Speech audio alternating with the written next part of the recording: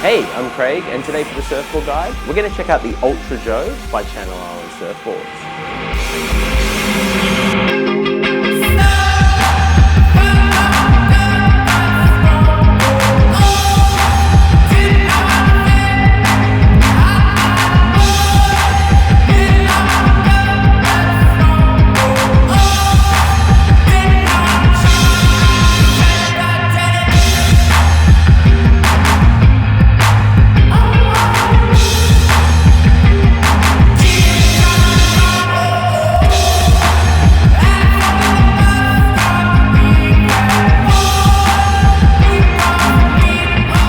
So the Ultra Joe I've been riding is a stock 5.7, and it comes in at 5.7 by 20.5 by 2 3/8, exactly 31.7 litres.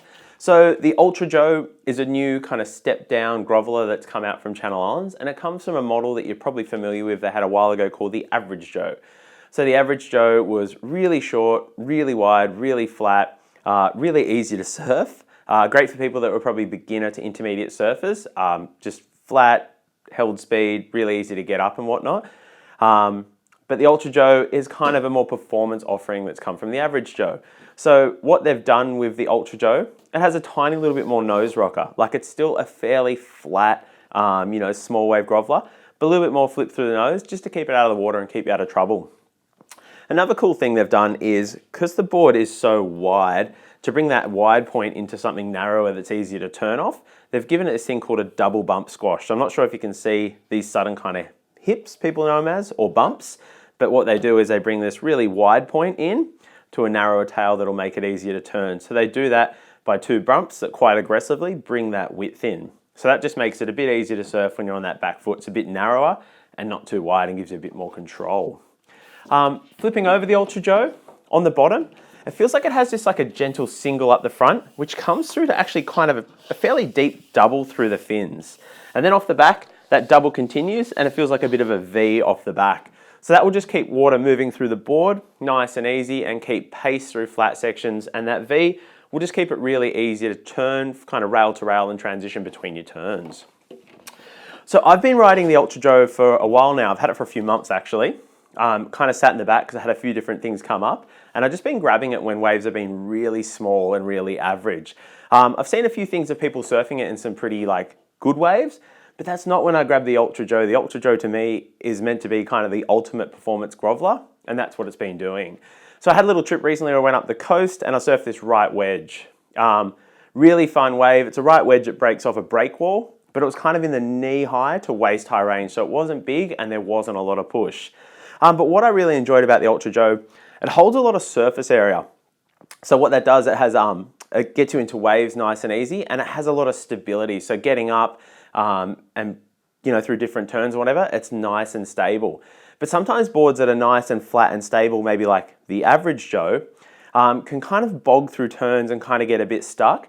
But the Ultra Joe has this extra kind of lift through the nose. It gives it a bit more performance, and it can let you do some more performance surfing on such a wide and stable board, which was really awesome. And then also, like I said, it has this double bump squash through the back. So it comes in a really wide point. So you have this width that holds through the board, which will keep you pace and drive across flat sections and down the line. But when you jump on that back foot, you end up with a much narrower tail through this double bump squash, that if your foot's on that back, it feels more like a performance shortboard and you can surf more vertically and do more upright turns. So that was really, really awesome. Since then, this has been something I've been grabbing when my local has been pretty average, which is pretty regular. And it's been a lot of fun. Like I said, it holds its pace across flat sections, gets into waves really easy. And I've even been taking down the beach with my son, who's 3, and just pushing him onto the waves because it's nice and stable. And he's enjoyed it too. He says the Ultra Joe is all good.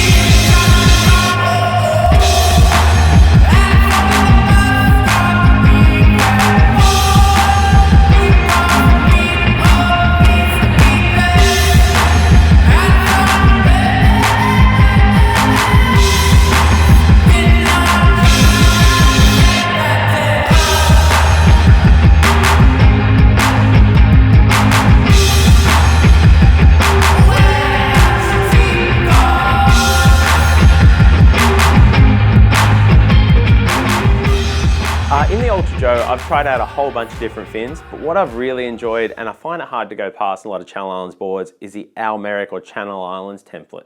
So this here is the AM2 by Futures, which is a large Almeric template. So I've spoken about this, we've had it in a few different boards, and I think what I really enjoy about this fin is with the AM template, the center fin is slightly smaller, so it just has a really nice release feel.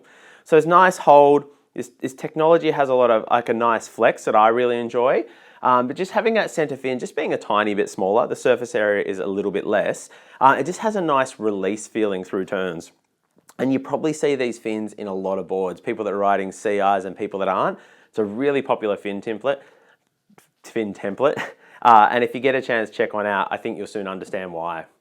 From the Futures ride number system, this is a ride number of 5.8. So people that are familiar with that, hopefully that makes a lot of sense to you. With volume in the Ultra Joe, this is 31.7 litres. My general performance shortboard volume is around 29.5 to around 30. So this sits at around 2 litres above what I normally ride in a performance shortboard, and it's felt absolutely spot on. I would say if you're ordering one, add 1 to 2 to 3 litres more than your shortboard. If you get a chance to go to a shop and put one under your arm, that's probably the best way to find out what works. But this has felt epic. By no means does it feel big or boaty. If I was to go down to around my performance shortboard volumes, I think it'd be way too small.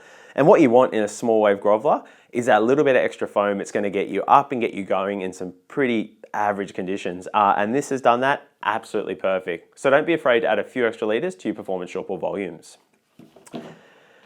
Overall, the Ultra Joe is for almost anyone. If you're a beginner to an intermediate surfer, the thing is really stable, really flat, easy to get into waves, has just a little bit of nose lift for maybe when the waves get a little bit better, that you can still keep it out of the water, you're not going to nosedive.